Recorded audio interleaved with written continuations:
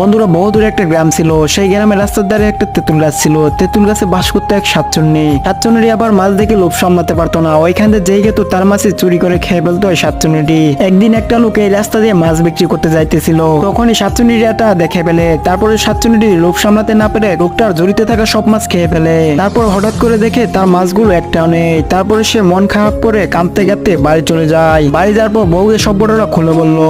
তারপরের দিন তার স্বামীর পিছনে পিছনে গেল। তার বউ পিছন থেকে ওইখানে গিয়ে দেখতে পারলো এই সব মাছ শাকচুন্নি চুরি করে খেয়ে ফেলে। তারপর তার বউ তাকে সব ঘটনা খুলে বলে। তারপর তার বউ তাকে একটা কবিরাজের কাছে নিয়ে যায়। কবিরাজের কাছে সব ঘটনা খুলে বললো। তারপর কবিরাজ বলে, শাকচুন্নিকে মারার জন্য আমার কাছে একটা ঔষধ আছে। সবাই যদি এই ভিডিওতে একটু লাইক করে চ্যানেলটিকে সাবস্ক্রাইব করে তবে এই ঔষধটি তোমার কাছে আমি দেব।